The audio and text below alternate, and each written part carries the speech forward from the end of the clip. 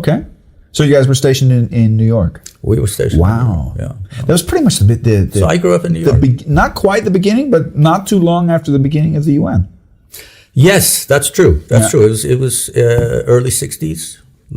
Yeah, 1960 when we went. Yeah. So the UN was formed in the late 40s. So it's only, it was still building up. It was still, and, I guess they were trying to staff the organization with educated people from countries other than Europe. Yeah, they had to have diversity. Yeah. Otherwise, why call it the UN? So that's how he Good. He got now, in. what part of the UN did your dad work for? Oh, he worked in various organizations, but he also had some kind of affiliation to the UNIDO. Yes. I mean, he was also working for. Now, this might sound like nepotism. It's not.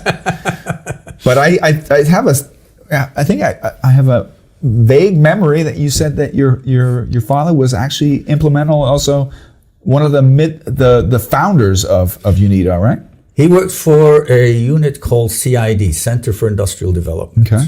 And it was this, which was a precursor to the UNIDO, or to the NDP, the organization that basically set up UNIDO as a separate entity from the UN system. I mean, this was a small unit, 5-6 people, and they designed this project to set up a new organization, floated the idea, countries supported it, and what was their declared mission approximately? To provide critical technical assistance to developing countries to build up basic infrastructure, industrial infrastructure, heavy industry, to push their industrialization. Okay. How long did he work for the UNIDO?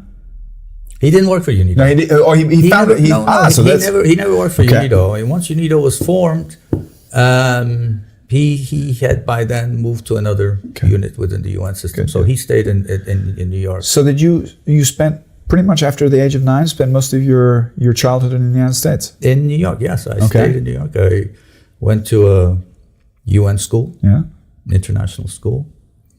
So the benefits of international students versus full American and private schools, very, very good.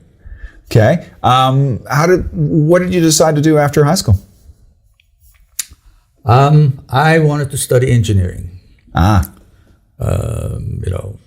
because, well, the thing is, you grow up in a family where most people are engineers, and when I got to the States, I mean, you're a kid who doesn't speak English. And the only way you can move yourself through school is being good in math and science. And you were good at math and science. And I was good in math and science. My father taught me well. He was a great father. He was a great teacher. So I excelled in those subjects, and I did engineering. Good. Where did you study originally? I did my bachelor's in the UK. Okay. Leeds.